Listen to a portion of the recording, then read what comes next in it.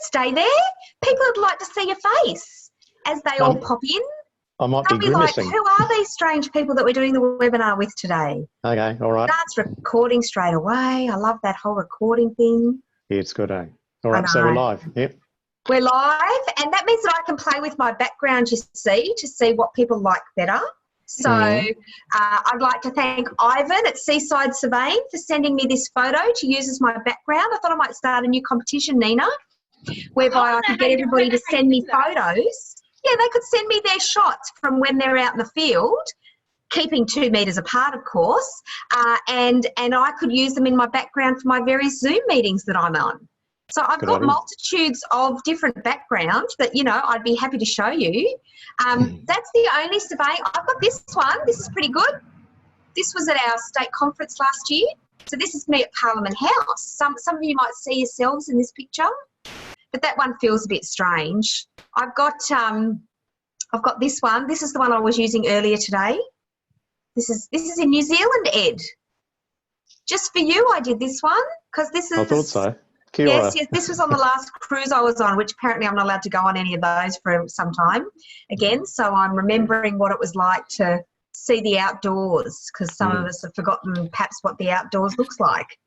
So, you know, we get to use all sorts of different bits and bobs there. So, but I quite liked this one from Ivan. So if anybody who's on the call now wants to send me some of your great surveying shots, I'd be happy to upload them and use them on the various Zoom calls that we're going to be doing for the next however many weeks and months.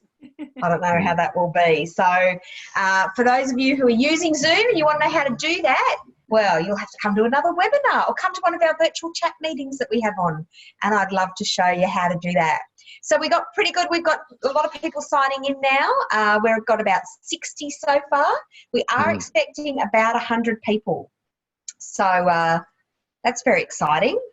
So we might just hold out a little bit longer. We'd like to actually try and start our webinars directly on time because, you know, I think we want to respect people's time. People have taken an hour out of their lunch break to meet with us, and we want to make sure that we respect that. So we actually normally do these webinars every second Friday. Sorry, the second Friday of every month is when we do these webinars. We've put on this extra one because of the current crisis, and we were getting a lot of questions from members asking us, what do we do? How do we manage? What's what? And so today we've actually invited members and non-members to join us because I know many of you are struggling. And so welcome to all the government surveyors who couldn't get to APAS this week. Feeling for you all. Sorry I didn't get to see you at APAS, but next year we'll be there for sure. And so we're very pleased to put this on, and we're offering one survey practice point because this is training for them to help run their survey practices and their survey profession much better. And so that's been quite a challenge for many of us in the profession. But we want to assure you that ACS is very, very keen to deliver as much content for you online as we can over the coming few months to help you through what is going on here. So just a few tips and tricks for those of you who might be new to the Zoom platform. So this is the webinar functionality of Zoom, which means that you don't have access to talk, anything like that really. You can wave your hand. Some of you might be able to find the feature where you can wave your hand. So if you want to wave your hand at me, you can. Thank you, Aaron. Thank you, Mick. Yes, good. Nice to see. So you can wave. We'd love to see you waving at us. Thank you. We appreciate that. Some of the other options down the bottom of your screen, there's a Q&A box and there's also a chat box. I'm going to do my best to monitor both of those. So if you have a question for any of our panellists today, you can go ahead and post that in. Sorry, there's some fly buzzing around. So the outdoors are still outside, but it's still coming into my office. So if you want to post a Q&A or a chat, go right ahead and post that in there.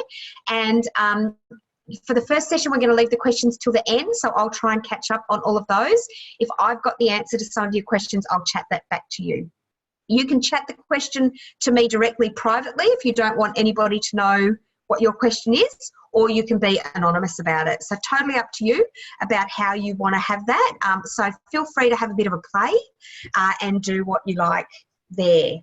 So today we have two presenters for you. Most of you, I'm going to assume, are working from home, but surveying is such, as you can see by the picture just here, that actually it's pretty easy for you guys to be 2 metres apart. You just take a robot with you and then you're not being with anybody, are you? So no problem keeping the distance. We do know that the New South Wales Treasurer has confirmed that construction and building will go ahead, that there's no changes yet to our industry. So hopefully most of you are continuing to work, but we know that the changes may come. And many of you have put into place work from home policies and requirements for some of your staff, and that's why we've brought Nina in today. So I had a lot of calls from a lot of people saying, what do we do? How do we do that? ACS has come up with a policy which is on the ACS national website, which I think Nina will talk about a little bit later. But we wanted to get a HR expert.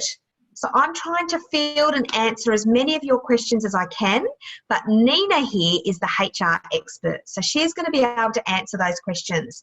So Nina, on this call today, we have employers and employees. So there'll be employees who have questions and there will be employers with questions. And Nina's going to do her best to field all of that. After we've done Nina's session, we'll take some questions, and then Ed's going to jump into some software. We're really excited about our new partnership with Abtrac, and Ed's going to jump into some software and talk to us about how that could help you with your productivity and managing, some of your software and so on. So for any of you who are having trouble hearing, there's just a little note here. If you're having trouble, we recommend headphones. If that's not working for you, you can dial in on the phone. So if you can't hear us, there is a phone number to call on the email that you've gotten from us. So you can dial in on the phone and then you'll be able to hear us directly. Apologies if anything freezes. I've got 2 kids at home at school online. So I'd kick them off, but I might get in trouble from the school if I do that. So I won't do that. So anyway, it doesn't matter what I'm about because I'm not going to be here the whole time. So we're going to hand now over to Nina. And so Nina is the Managing Director of Beaumont People and the President of RCSA, which is one of the great associations that works in that space. So Nina's got years and years of experience. We won't say how many, but enough to say that she's worth listening to. She excels in people leadership strategy, talent attraction, onboarding, retention, all those things that you might need. And so we're really, really pleased to have Nina with us today. She's an expert in this space, and I know that they've been fielding a lot of calls because of their HR expertise. So no better person to talk with us about how we cope during these strange times. So we're going to switch off our videos and our mic now, Ed and I, and hand over to you, Nina. Thanks so much, Michelle. So I'm just going to share my screen and make sure that all works. So I'm assuming if you can't see my screen in a second, Michelle will let me know, but I will assume that you can see my screen with me in a little box for you. So thank you so much for inviting me to be part of this. Michelle had asked us if we could talk a little bit about managing productively in in this situation, because obviously it's challenging, and for the first time a lot of us find ourselves having to manage people in remote locations, managing people from home, managing at a time when we don't really know what we're managing or how we're working, and all of our working ways have been disrupted. So just going to spend about 15 minutes or so talking through some of the key things that we see from other organisations. We're lucky enough to work with thousands of different organisations across all industries, so we really get to see the best of the best, but also to share some ideas of what we've seen them put in place and what we've put in place that might help you. And then you will be able to use the so I'm just making sure I can go to the next slide. You'll then be able to use the time at the end after I've done a little cover to talk about what any questions you may have, and we can go from there. So just by way of introduction, some of the things that we're going to cover off here, you can see just to give you a bit of an idea, but we're going to be talking about obviously setting people up so they can work remotely, the obligations that you have, making sure you're meeting your obligations, how you keep your staff engaged and motivated, looking after mental health as well as the productivity piece, and thinking about how you create that connection and that emotional intelligence when you're perhaps not face to face with everybody in the same way as you would have been typically. So before we get into the kind of practicalities from a leadership perspective, it is worth just touching on technology. I'm not going to talk about this a lot because this is not my area of expertise, and we do have the next speaker talking a little bit about that. But I would say it's a time when you do need to think about what technology you're going to use, and you do need to make sure that you're set up so that people can work remotely, and that might mean potentially new technology or technology you haven't used before. Ideally, if you don't have to use new technology, it's a much better time to stick with what you know. But if you are going to use new technology, please make sure that it's easy, it's intuitive, it's something that people can pick up quickly. At the very least, you need to make sure that you're set up for videoing, for messaging, for some sort of collaboration tools, and something that will ideally integrate with your calendars. We've discovered already, we've had everybody working from home now for 2 weeks, and we have discovered one of the biggest challenges has been the significant increase in email traffic because of the inability to just pop and ask somebody a quick question. And if we're not careful, we find that everybody is just spending all day, every day dealing with emails. So really setting some guidelines around how you want to use the technology and what the different technology should be used for. 2 simple ones that we found, and not to recommend one over another, but Microsoft Teams is part of your Office 365 package, so it's already paid for, assuming you have Office 365, and you can do video calls, conference calls, you can do quick chats, you can integrate it with your calendar, so there's a lot of very easy interaction that can be used off-site in Microsoft Teams. And Zoom, as we're using now, so is a relatively cost-effective one. There are other ones out there, but they're just 2 that we have found to be particularly easy and intuitive to use. So you do need to have a think about your technology requirements so that you can actually be set up to have your work staff work from home, because for a lot of organizations, this is the first time they've even thought about this. So just need to think through that. But really what I want to spend the bulk of the time on is how you get the best out of your people and how you really make sure that you can get what you need out of your people whilst managing them remotely. Now there is an obligation. First of all, there's a health and safety obligation. So you do have a work health and safety role to play. You do need to ensure, just as you would in your office environments, you need to ensure that work health and safety is set up appropriately and managed appropriately. And so, and I believe as Michelle referenced earlier, they're providing all sorts of support and templates. Most associations will provide advice in this space, and if not, there are various HR organisations that will, but you do need to ensure that you have your work health and safety obligations met from a physical safety perspective in the working from home environment. And maybe there are templates you can use and various resources you can refer to double check that you're doing everything you need to do there, so that you know that your staff can be set up to work from home effectively. But the second thing you need to think about in terms of looking after your staff, and I think this comes before the actual productivity piece, the second thing you need to think about is that mental health, because stronger mental health will make more productive people. And it's a time when potentially mental health might be suffering a little bit. And we don't know necessarily what the home environments are of all of our people. We don't know if they are in living alone. We don't know if they're in a situation where perhaps they're not necessarily in a good relationship with their partner at the moment. There could be all sorts of stressors that are impacting them if they're suddenly being asked to work from home. So there might be some issues around isolation and vulnerability. And there's certainly, I think, almost for everybody, a heightened level of stress and anxiety as we work through what this means for everybody, and as we work through how we progress over the coming weeks and potentially months while we see how this situation unfolds. So it's very important to recognise that, and the better we can help our staff and our teams have strong mental health, the more productive they will be. That being said, there's a very fine line between you as a leader and you as a counsellor, or as a colleague. You could be a colleague and sort of somehow find yourself being turned into a counsellor as well. And you may find that you're having much more in-depth and emotional conversations with your team members and your staff and your colleagues than you would do normally. And to a certain degree, you want to try and ensure that you're there for your people and that you're looking after them. But I would stress that it's really important that you are not I'm assuming, and some of you might be, but unless you're a qualified counsellor or that is your role, that's not your job. And if you're genuinely concerned about somebody's welfare, you do need to take that seriously, and you need to refer them to the appropriate services, either to their GP or to one of the many charities that can help out in this situation. Lifeline, Black Dog, Beyond Blue, there's a number of people that could assist. So do put the mental health of your staff first and foremost, and your teammates and your colleagues. Now, one of the ways to do that, we're discovering, is through human connection. We're all experiencing a bit more isolation, a bit less interaction than we would have done in previous times, and it's really important that we try and create that human connection. So do encourage your team to connect with each other, and encourage that through some sort of fun and activity. And this picture here, I'm not going to let you work out which one of those awful people on the photos is me, but one of them is.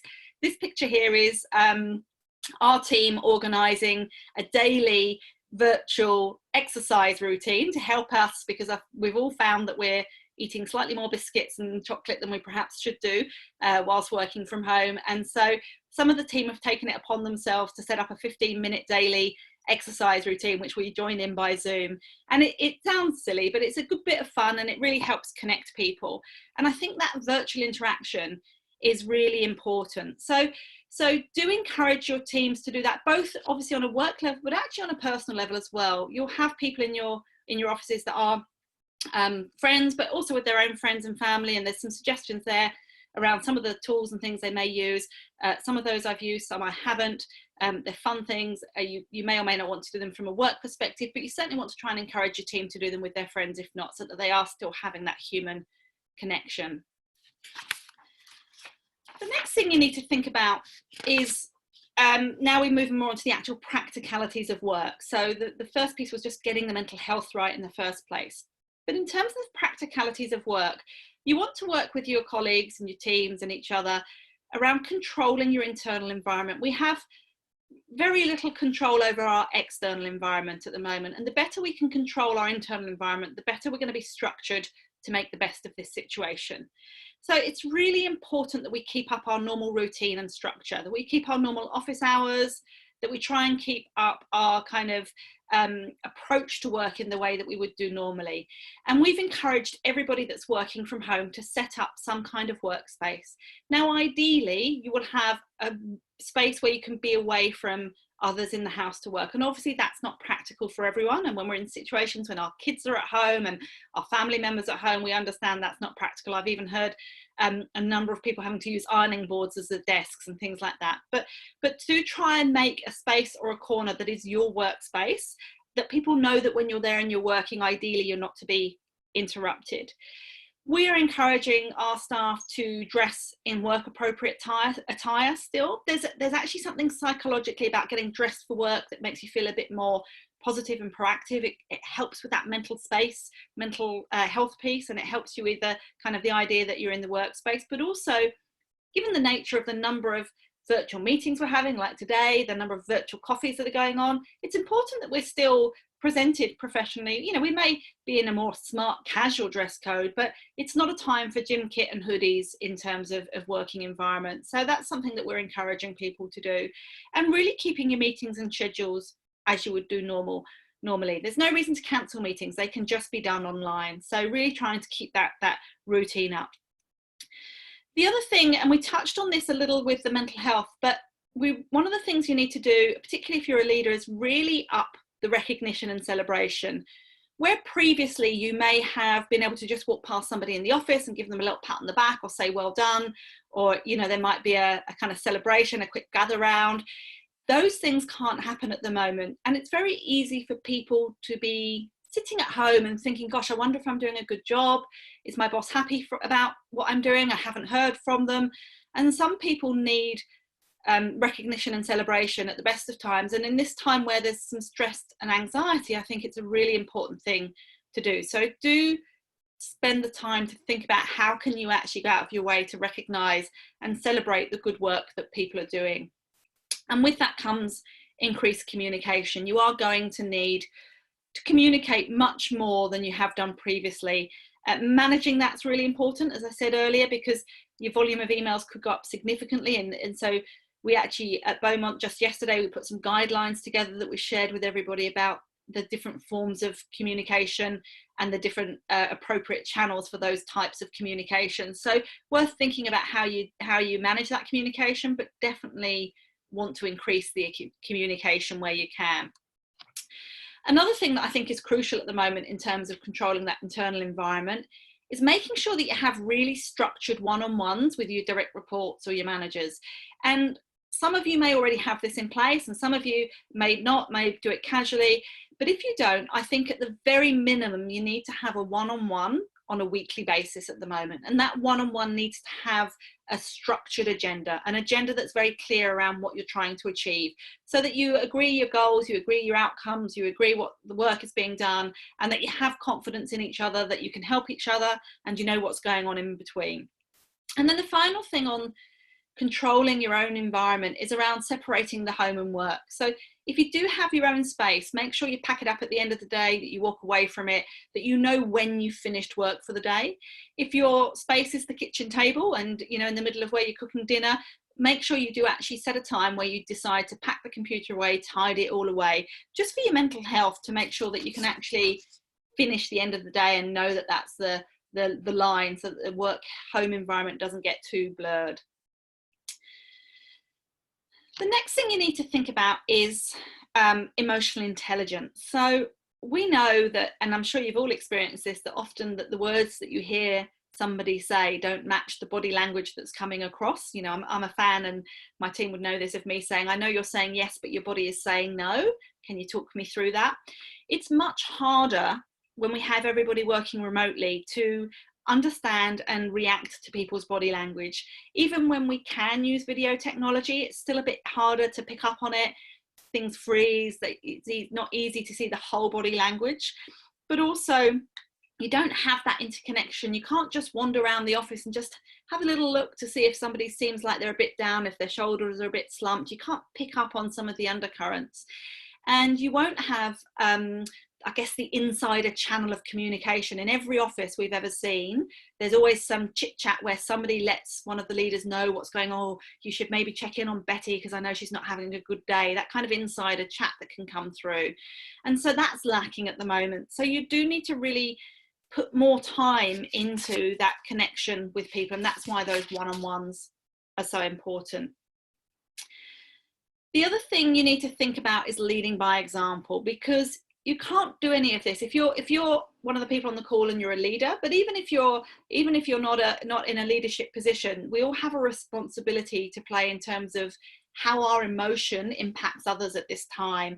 So there's a really important piece where you need to think about leading by example.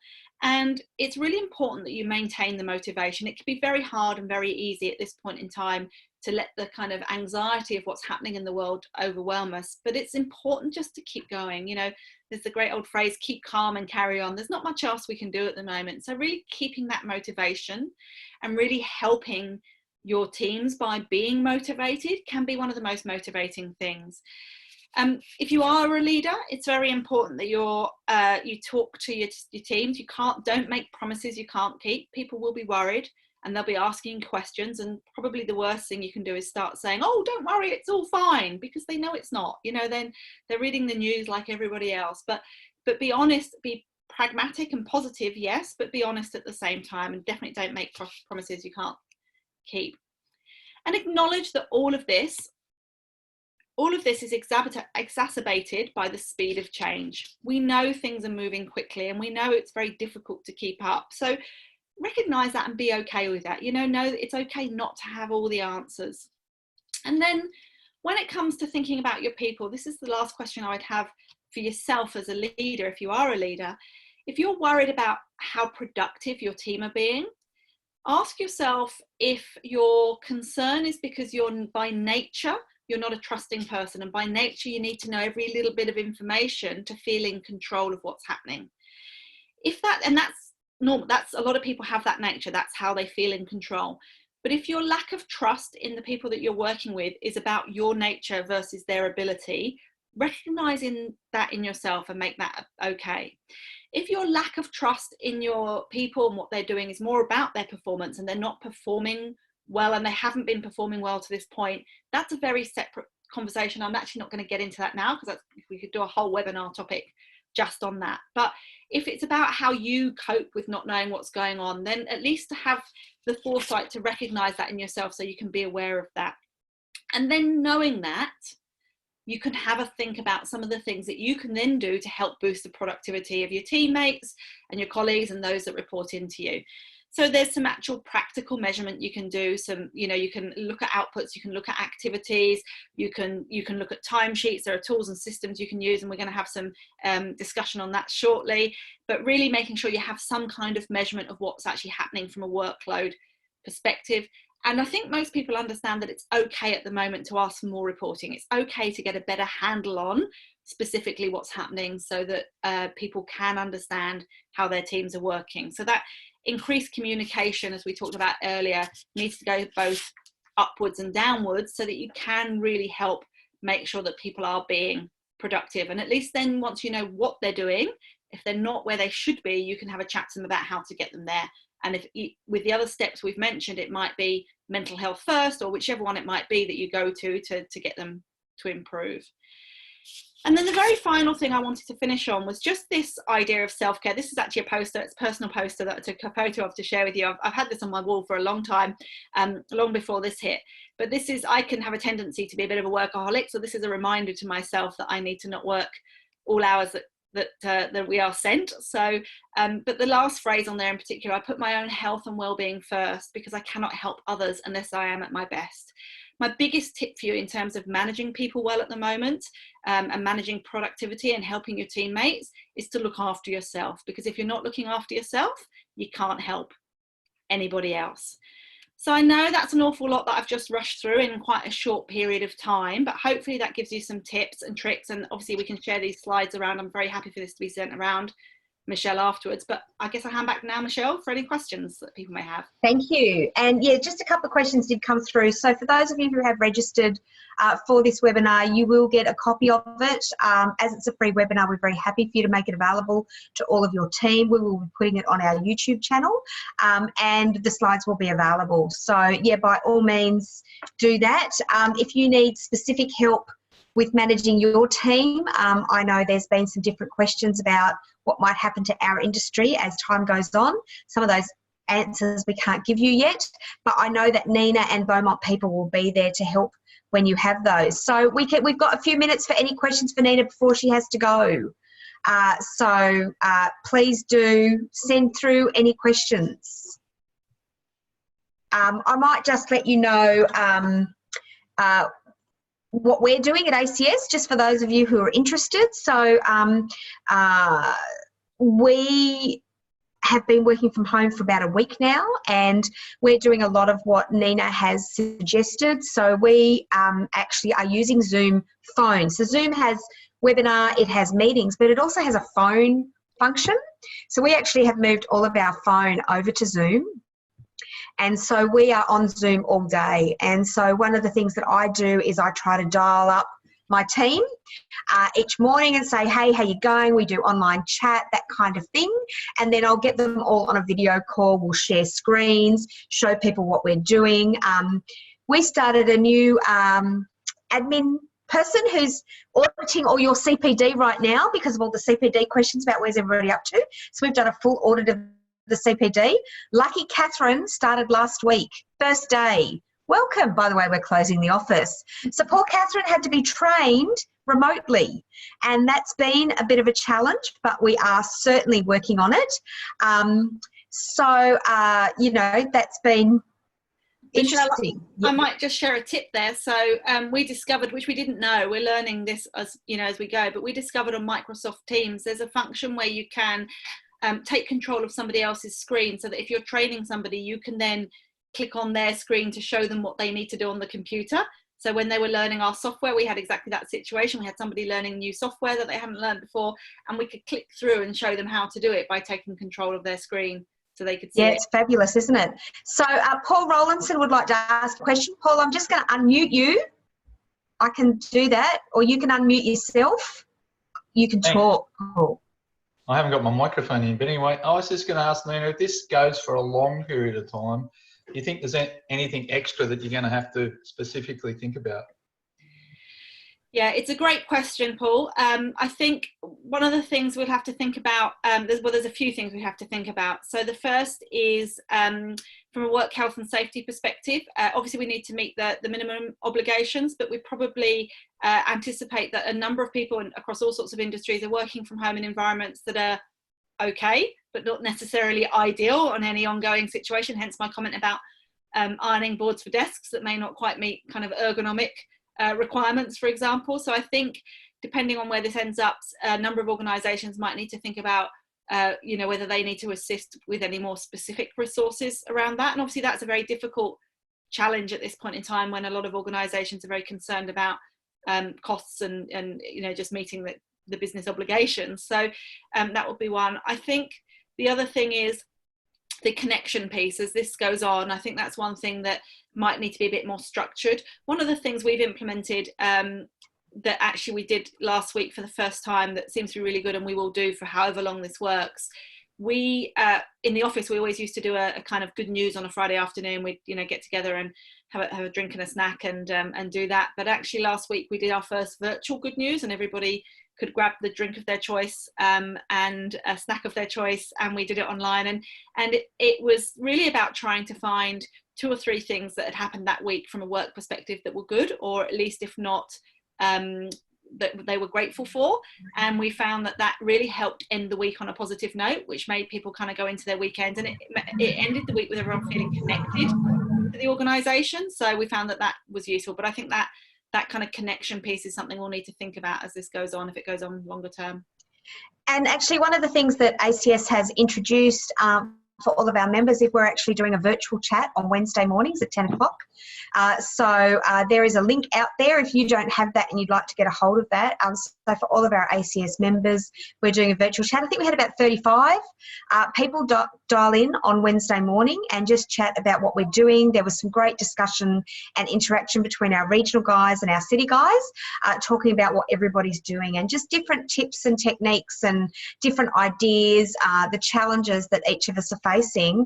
In some cases they're similar, in some cases they're different, and so that's going to be available all through the month of April.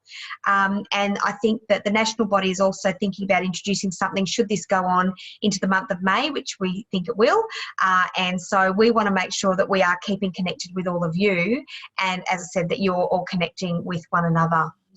So that's really good. Now, Nina, we've got another question. Could you talk a little bit more about self-care? Yes. So obviously it's a bit tricky Yeah. now. Yeah. I'm going for walks at night there's a lake near me. So I'm going out about 8 or 9 o'clock at night to just go for a walk, clear my head, that kind of thing. It's nice to make my own lunch, I have to say. I think I might be eating better because I'm at home, although we ran out of eggs today. But Look, it's an important one. And I think especially those of the view on the call that are leaders, and this is probably quite true for everybody, but a lot of people have a tendency to put others before themselves, and it's very easy at this point in time to kind of really focus on that. And I know one of the things that I've personally found quite challenging is all the comments I've seen on social media where people going, oh, isn't it great to slow down, and isn't it we should take the opportunity to be calm, and I'm thinking I've never been busier. I've never worked so hard for so little. So and that can be quite a tough feeling sometimes in terms of dealing with that. So I think it's really important to recognise, as I said, if you're not looking after yourself, you can't help anyone. So some things that we encourage our teams to do, and things that have worked for me. So like you, Michelle, at the end of the day, when I finish my work, I take my Labrador who's sitting at my feet here. I take her for a walk. We're lucky enough to live near a kind of some crown land. There's nobody in there, so I can go in without seeing anybody and walk my dog and feel quite comfortable that I'm meeting the social isolation guidelines whilst getting some exercise. And that's a very nice way to sort of end the day and get some fresh air. I think it's really important as a family, when you've got all of you living in one house for all day, every day, and I'm sure most of us are lucky enough to be with people that we love. But as I said, there might be people that are in difficult situations with their relationships at the moment. But I think it's important to actually spend some time agreeing what that looks like. And one of the things we did as a family is actually we agreed some simple rules, and I'm happy to share these, but we agreed that it was really important to be kind to those we love the most. We said it's very easy at this point in time to kind of take our stress out on those that are nearest us, and that's actually the least helpful thing that we could do. So we agreed that we would at all times be kind to each other, no matter how we were feeling. We agreed as a family that we would express our emotionally calmly and considerately, so that we're still expressing it, but we're trying to learn how to have those conversations well. And we agreed that it was really important that we had a healthy, the words we came up with were a healthy relationship with sleep, food, exercise, and for the adults, alcohol. And again, just some little things that we agreed as a family were really important to help us get through this period of time. So I think, it is important to make sure you can do that to sleep. I'd limit your social media and you're looking at the news. It's all the same, and it's probably not healthy at the moment to look at it too much. No more than twice a day is the other thing I'd recommend. And do stop. It's very easy when we work at home just to keep working. There's nothing else to do, but that will mentally exhaust you and won't lead to good productivity. So do make sure you take regular breaks. They'd probably be the main things that I'd recommend. Yeah, that's fabulous, and I absolutely agree. I think that switching off is one of the hardest things because there's always more to do. One of the comments that I made earlier in the week was that like you, I'm busier than ever, but the work that I'm doing now is different. So I feel a little out of control because actually what I'm doing is not what I normally do. And so we have this new normal. There is no normal anymore. And so I think much of this week for me has been getting my head around, well, this is the new normal and this is okay. It's okay if I haven't done what I normally do on a Tuesday or what I normally do on a Thursday. This is my new normal and this is what I need to do right now. Right now I need to spend that time on Zoom with, different people and with my staff and looking after them and, all of that. That's just the new normal, and that's actually okay. And that the strategy and the normal things that I might want to focus my time on, there's always next week. Next week, maybe I'll get back to that other list.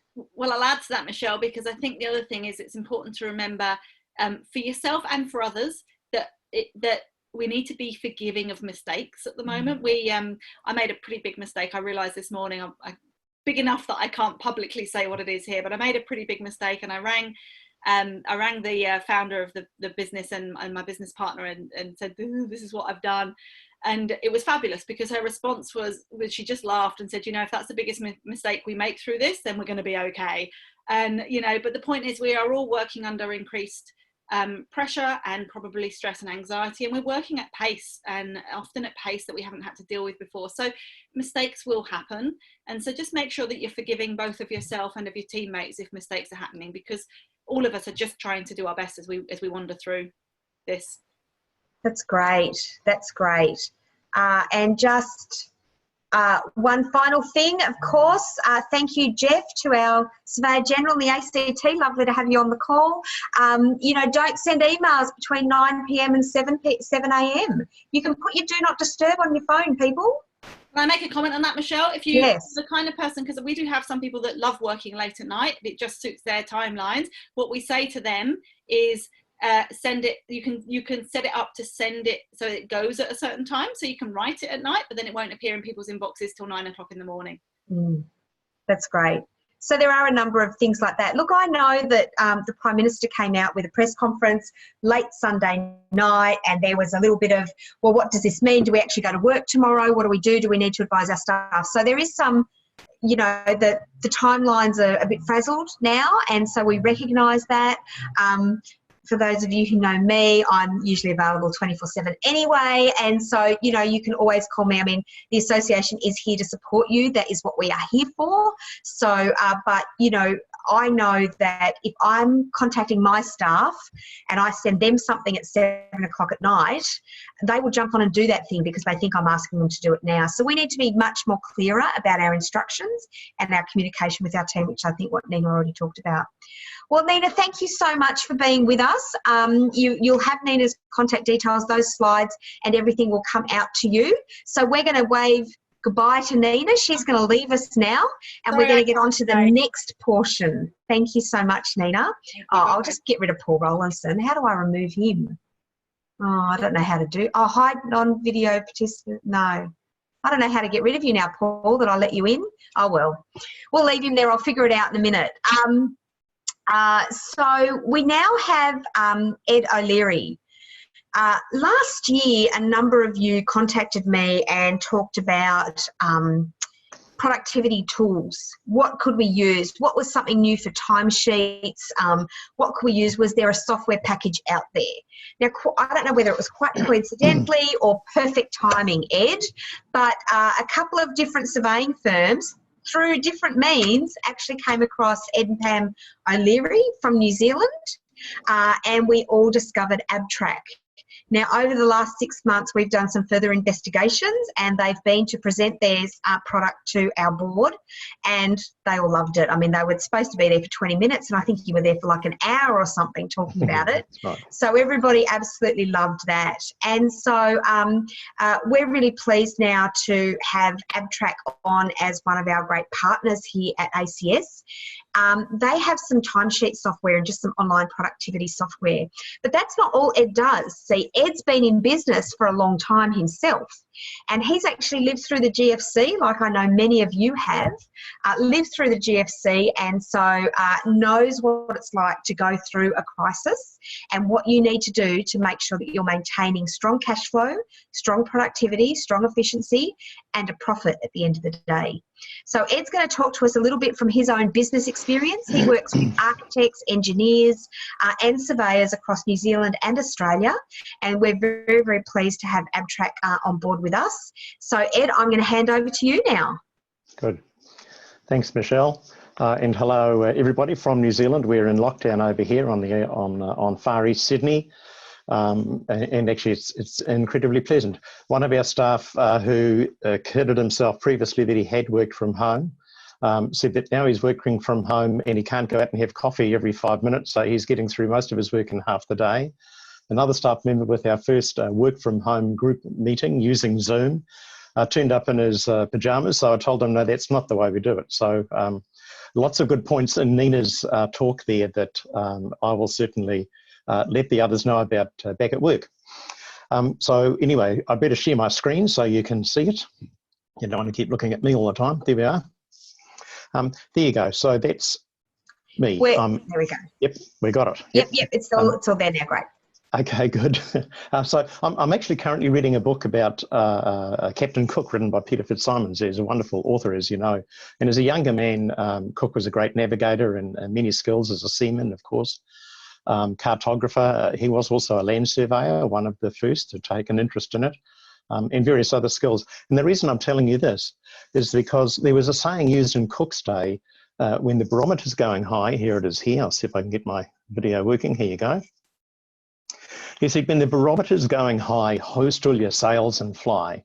And when the barometer's going low, be prepared for a big blow.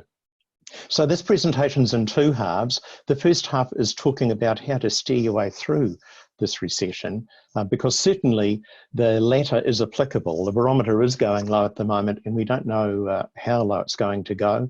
We're all hoping for the best, but there's a lot of uncertainty at the moment. So here we are. We're looking at how to steer your way through this looming recession, how to prepare yourself for this big blow. And at this stage, we can only really imagine still what a pandemic is really like. We've seen China, we know about Italy, Spain, and increasingly the USA. They're saying they could have more fatalities there than anywhere. But health professionals, worse than that, health professionals are saying it could last up to 2 years, which is quite a long time. So the probability of a global recession, if not a meltdown, is very high. Now, we're lucky in our two respective countries that we have food, we have water, and we have people of goodly nature. But what I want to talk about is, whilst your own and your loved one's health is important, attention also needs to be given to the health of your business, and this is the focus of this presentation. So like many of us, as Michelle alluded to, we went through the GFC at Abtrac and personally, and after the GFC, some of our clients actually increased their revenue. In fact, during the GFC, one of them increased his revenue by 25%. He was an architect in Sydney. And so I surveyed all the clients whom we knew had done well, and the big item I took from surveying their clients was how important it is to know your numbers. In one way or another, they all basically said at the same time that knowing what's happening in real time can literally save your business. And so that means you need good information, and you have to have, you've got to have your numbers up to date. Of course, you can't be finding out at the end of the month that you went broke in week 1 of that month. So you've got to have real-time information, and that's obviously our forte as a software development company. And so here are the tips that I put together based on interviewing those clients.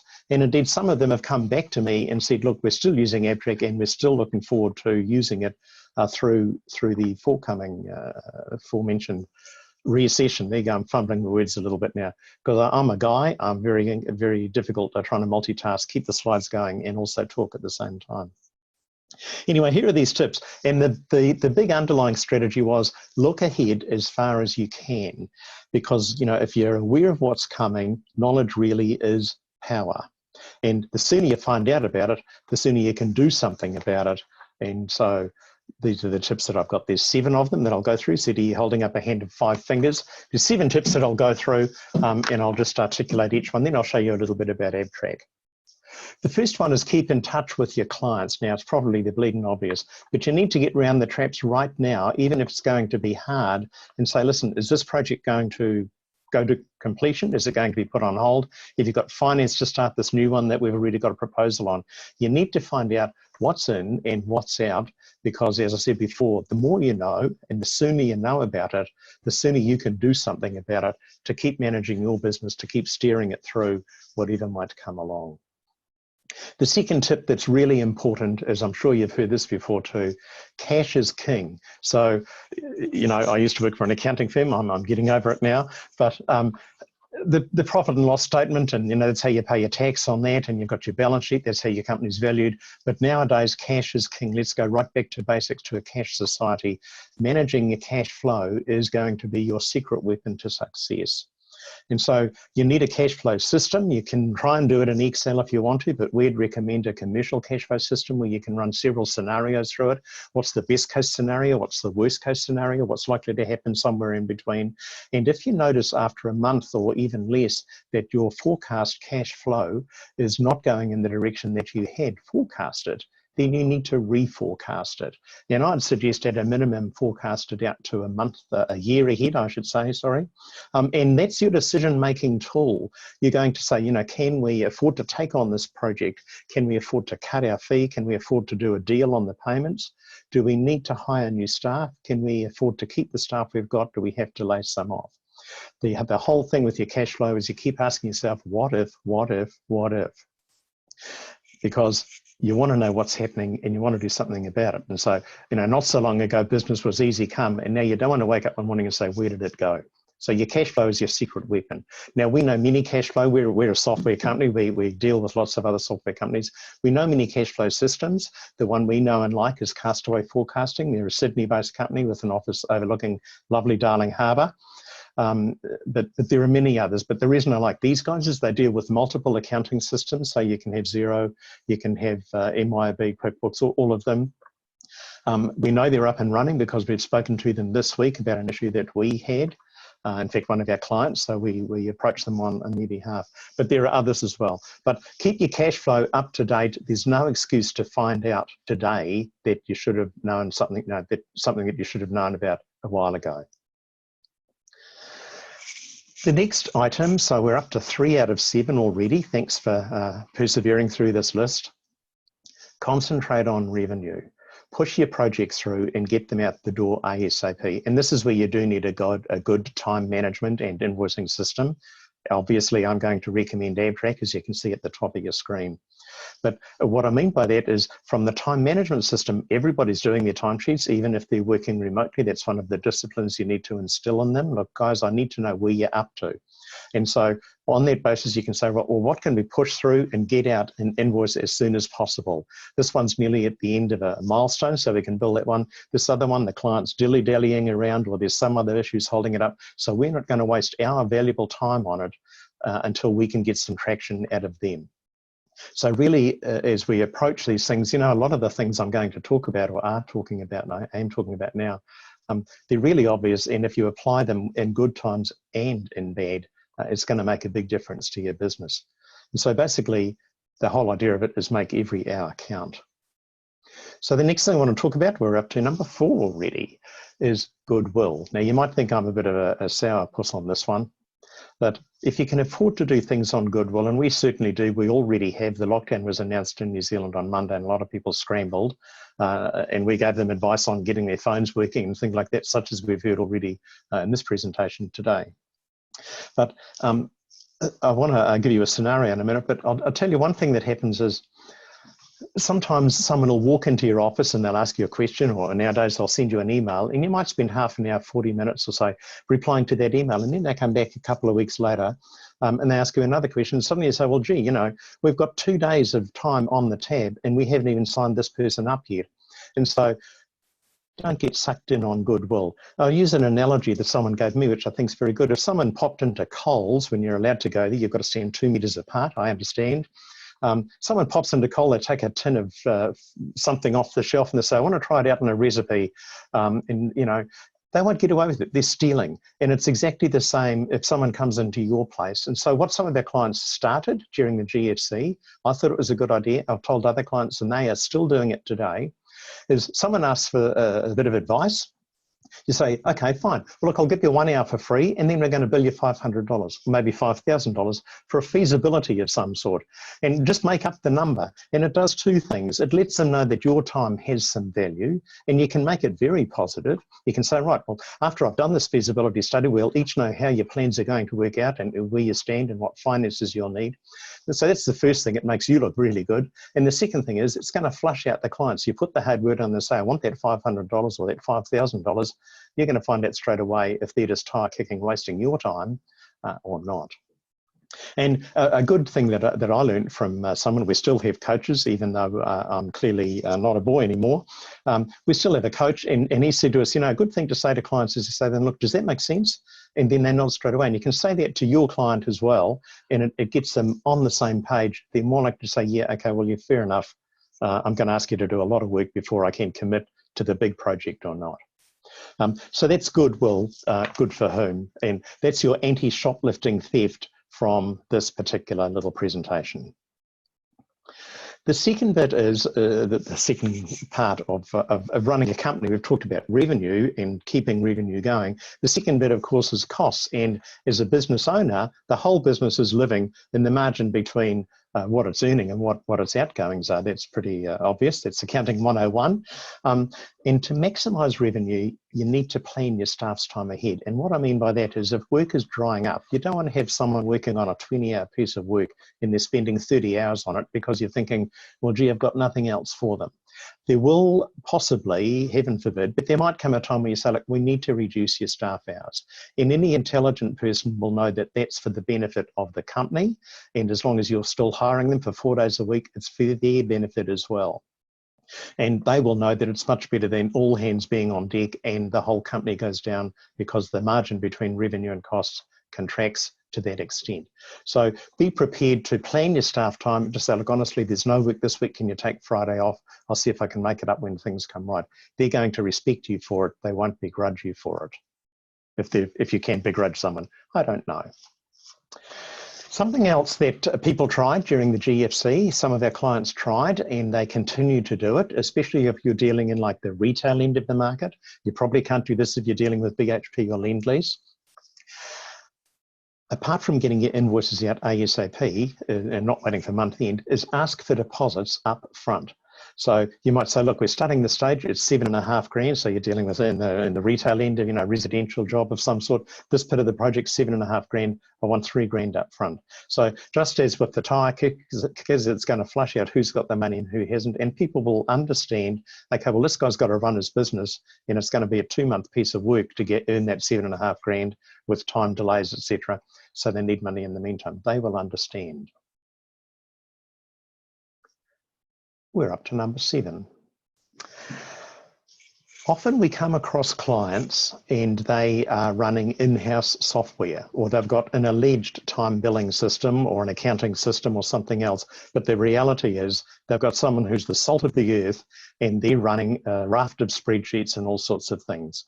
And there's two things I'd like to say about that. The first thing is that if that person gets sick, or heaven forbid, you know, if something seriously goes wrong with them and they can no longer work for you, you could be in trouble if you're relying on them for your pivot tables that you look at 5 minutes every month, etc. So the seventh recommendation is use cloud-based commercial software. We had one client, they prospect, actually they're not yet a client, but they're very keen. I'm hoping they will go shortly. I'll tell you what they were doing. Someone was presenting all their staff with a template Excel spreadsheet every week saying these are the jobs you're working on this week. They then got those spreadsheets back via email. They keyed them into their Elite time billing system, but it was such a rubbish system that they were actually doing their invoices in a spreadsheet. They were then rekeying the invoices back into the time billing system to net off work in progress.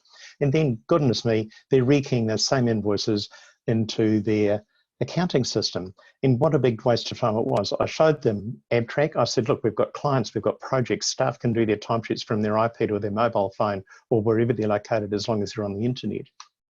You can do your invoices in Abtrac. You can click a button and push them through to your accounting system. It's an extremely streamlined thing, and that's what cloud-based commercial software lets you do. They can work from anywhere. They're not mucking around with remote desktop connections. And being cloud-based, we've been cloud-based for a long time. Those of you who know us will know that. Most other software packages are also cloud-based. You can't go past them. You can't do anything wrong because we're hosted by Microsoft. It's up 24/7. And you can run it from anywhere. The second thing is being cloud-based. When you get an update released, we released an update just this weekend in Shazam, thousands of clients all get it at the same time. And so you're not mucking around with your IT people trying to install the next version of some desktop or on-premises based system. So that's the 7 tips. This is all on video, and you're welcome to have these slides if you want them. Just ask Michelle and we can pass them through to you. Now, I've got a few minutes left, so I just thought I'd spend a little bit of time talking about Abtrac itself.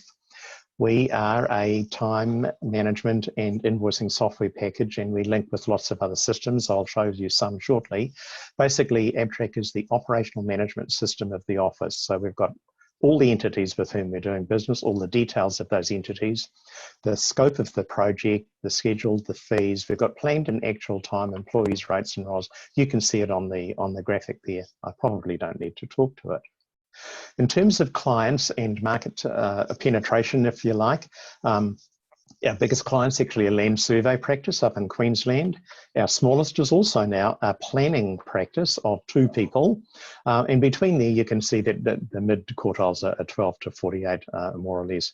We have clients all over Australia and New Zealand, literally from the northeast of Australia down to southwest, down in Penzance in Albany, one of our big land survey practices down there. And they're all using Abtrac online, and of course working from home made no difference to them because half of them will sit in the ute with their iPad anyhow to do their timesheets. The whole thesis behind Abtrac is you key it once, and so on the top left of this you can see all the accounting packages we link with. You key it once in Abtrac, you can push your payroll through, you can download your creditor invoices. You're not mucking around rekeying stuff, and therefore you can reduce the admin requirement significantly. On the right hand side, I've just got some packages that we do link with. There's actually so many I couldn't put them all there, but the whole idea is the same. I don't know if you use 12D Synergy or Papercut, Power BI. Some of our clients use that. I popped in I just like that you mentioned that Ozsearch, the most important one of all, Ed. Very nice indeed. Top of the list. What do you think?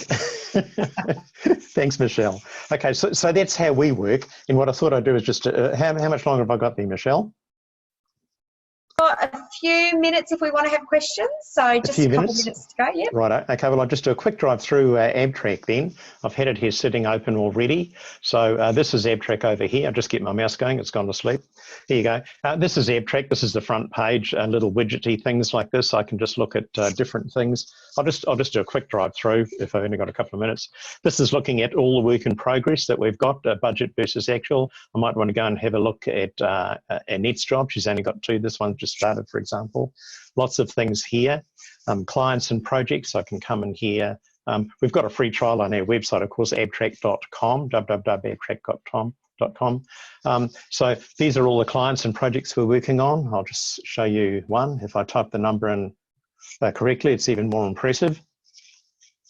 So I'll just click through here. I'm keeping an eye on my clock. Here you go. We've got lots of project details. You don't need to enter all the fields. All you need is the code and the description. You can make any other fields required if you want to. Billing details, people on it, stages of the project. You say it's a project of this type, so I'll just clone through stages from a template project that I've got, for example, if that's what I want to do. And if I've done that, I can do a revenue forecast straight from here. So were we to bill monthly, this is how we might go, but I might cut in on planning and say, look, we're actually going to bill planning just at the end of the period. So I can put something in there, and it's telling me, looking ahead as far as what the revenue might do for this project and indeed for all projects. And underneath that, you might say, look, we've got 30 grand's worth of rats and mice, and that's a good look at our revenue based on confirmed projects at the moment. Coming back out, we do have lots of other things through here. We've got project diaries, so that's your work item notes and things, forward planning. I can print lots of different documents out from here, so I don't need those Word templates. I can say, here's my proposal letter, or here's my update letter saying, look, we've finished stage 3 and we're moving on to this, or the DO's been lodged and there's an issue with engineering or whatever. I can print those documents straight out from here, and it's merging data from Abtrac. You don't need to rekey anything into Word. The project manager can come in here and have a look through different things. In fact, anybody can if they're allowed to. So it's telling me where we're up to. This is March along here, metrics down the bottom. It's telling you not only here's the client, here's the project, here's the scope of the project. This is how we're going. We were very clever on this one because these were the planned start date, end dates that we showed the client. Oh, come on. Okay, there you go. Good. This is because we're working from home and everybody up and down our road are on Netflix at the moment. Children's just, it's 3:30 in New Zealand, school's out. Here you go. These are our planned and actual items, and it's just showing me this. And of course, I can look at it not just for one project, but for many. I'll just switch back and I'll quickly jump into timesheets, for example. So I might be interested in work scheduling. So I might say, well, what's the plan time? Where we're going. So I talked about plan time being really important, and we're certainly doing that with our staff. So this is the plan time at the moment I've got. I can look at all staff. I'll just quickly jump in. So we've finished this week, so I'll go ahead and look at next week, and I'll say, oh, look, I can't do all that today. So I'll just slide some of these things around, and actually Pamela's got the day off, so I'll give that to her on Tuesday. So you can have a lot of playing around, and then people can say, right, well, I was supposed to do this much time on this particular project. I can send that through to a timesheet, or they can from here. Timesheets look very similar. I'll just do timesheets, Michelle, then I'll show you some invoices. I'll flick through the reports page. Timesheets, you can have lots of different layouts of your timesheets. We've got thousands of people using Abtrac, as I may have already alluded to. And so we can look at the format that you've got. We can show and hide columns. We can even change the structure completely. So the dates, for example, go down the side if that's what you want. Invoicing, quick drive through invoicing. I'm conscious now we're past our lunch hour time. But I'll just have a look at some key types of invoices that some of our clients do and just demonstrate what Abtrac can do. It's all within the one package. So for example, what does this one look like here? I'm getting excited about it now because we're running out of time. So what I'm showing here is I can have as big a story as I like going across the page and down if I want to. I can have different vertical spacing. I can have bolding and indenting and different things like that. And I can leave that open while I'm doing this month's invoice and just say, what did I say last month? I can click back in and have a look at it. So I'll just look at another one, maybe this one here. This is my show-off invoice. A lot of our clients will do progress claim invoices. And the reason I like this is that it's letting the client know where we're up to and what to expect. So they can see straight away, okay, there's still more to come on this one. These ones are done. We're only just starting these ones. Some of them we haven't started. And down the bottom, I'm showing, listen, so this is a multi-column invoice structure, if you like, up here. And down the bottom, I said, all this one is just going to be text and value. So you can have smorgasbord invoices showing different stages, different phases, etc. Lots of different invoicing options. And if you log into our website, you'll be able to see that you can start a free trial and be away.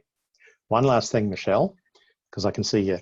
Yeah, that's right. I understand. You all want to go back to work, although you don't have to go anywhere, right? You're all at home. Yeah, that's right. You're at work already. You've got to get in and do the dishes yourself now, if you've been having a lunch. So look, there's apart from the other reports and widgets and charts that I've shown you, there's a multiplicity of reports here. Nobody runs with all of them. Most people would have a smaller list of favorites, and you can filter by office, by team, by client, by project manager, by whatever you want to give you the reports you want. And everything you can see on screen in a report, you can export out to Word or Excel or something else. And of course, people can link in, as I showed before, from whatever other package they might be using, Power BI, or whatever. So I'll just quickly flick back here, see if I can do this. Here you go. So that's me. No, it's not. I'm sharing the wrong screen. Nearly finished. Sorry, Michelle. That's all right. You can flick. Okay, I'm done. Good. That's us. So what I've talked about is 7 hopeful tips. Hopefully you will not only think they're useful and food for thought, but also you'll action them when you download this video and go through it again. You don't have to action them all at once, but on the assumption that it could last longer than the 3 or 4 months they're talking about coronavirus persisting, the economic recession might go a bit longer. I hope I've helped you in some significant way to get through it all. Thank you so much, Ed. That's great. Okay. Happy to take any questions and chat. Obviously, Ed just gave you a very quick run through of the software, and it's a little bit harder to see on the small screen. So they are available to give you a full demonstration. Unfortunately, I don't think they'll be flying over here in the short term to actually take you through a live demonstration, but they can show you on their screen. I'm sure that they've got all sorts of setups now to show you that. So if that's something that your firm is interested in, it's something that we highly recommend, because you need to know what's going on within your business. You need to be managing your cash flow, as Ed talked about. On our call on Wednesday with most of our members, one of the biggest concerns was about managing cash flow and how do we do that. So this is one of the ways that we think that you can manage most productively, and you need to be on top of it, and so you need to have the data. You need to have the information, and so we think this is a great way to do that. So, you know, please do contact Ed. I'm sure he'll be in touch as well, and we will send you all of those links. So for those of you who are watching this after the fact and you want your bossy point for today's webinar, you do need to still answer 6 questions. So for those of you who are watching it afterwards, we will be sending you a copy of the 6 questions. You need to answer those with 80% accuracy in order to get your point. For those of you who stayed on the call to the end, congratulations. We'll be allocating your points and sending you through your certificates accordingly. If you've enjoyed this platform and enjoyed the way that we've been able to deliver this kind of content to you, ACS is offering a number of webinars. We've got some short ones that are just an hour long like today's, or we're going to build all the way up to a 4 and 5 hour one. That'll be very exciting because that will be all on strata. So there's something to really look forward to. Our next webinar, we are doing more of these more frequently than just once a month to help those of you get through because of the cancellation of a number of other live events. We know that many of you still need your points, and so Bossy has lifted the restriction on online points, so you can now do as many webinars as you like. And if you go to the ACS New South Wales website, under our resources section, you will find our library of webinars that we've run over the last 18 months.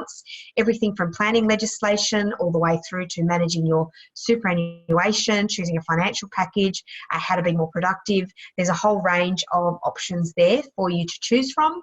You can log on and get one of those. They're not free. Sorry, for those of you who are thinking they might be free. There are a couple of CAD points there as well as survey practice, and we will be offering webinars with survey practice and cadastral points for you in the coming weeks. For our members, if you want to join us for the virtual coffees on Wednesday morning, you should have an email from me talking about that, but we will include that in our updates. If you want to know what's going on and how to manage during the coronavirus crisis that we're in right now, please read my emails. I get a lot of calls from people asking me questions that we've tried to answer in advance. So I know none of you on this call skip over the emails that I send you, but you know, if you know anybody who does, maybe just suggest that they actually read the emails that we sent, because we've got lots and lots of information that's actually relevant to you. So in all the information that's out there on the government websites, what does it actually mean for you and your business? We've tried to collate that and condense that down to be just what's relevant for you. There's also some great links on the ACS National website, so acsnational.com.au. They have all of those links and all of those updates, so make sure that you pop in there. And then just finally, if nobody's got any chat or questions at all, remember at the beginning of the webinar, I said if you like my photo in the background, that was sent to me from a surveyor. So because I'm on Zoom all the time, I'm happy to keep promoting surveying every Zoom meeting that I go to, but you need to send me your photos. So if you've got some great photos that you think might look better than my room, which Nina did say you shouldn't really have your office in your bedroom, but I live in a 3-bedroom flat now, so it's a bit tricky. So this is better than you all being in my room, just saying. I love you all, but not that much. So if you'd like to send me your photos, then please send me some photos. I'd love to put them in the background. If there's no other comments, no other thoughts, I'm going to close out the meeting. Thank you all very much for attending. The next webinar is on the 7th of April with Andrew Geddes and Anna Simios, where we will be taking up more of this topic about how we manage during a recession, how we manage cash flow, and how we prepare our businesses for succession. So that will be next webinar on the 7th of April. Thank you all. Catch you online somewhere soon. Stop recording.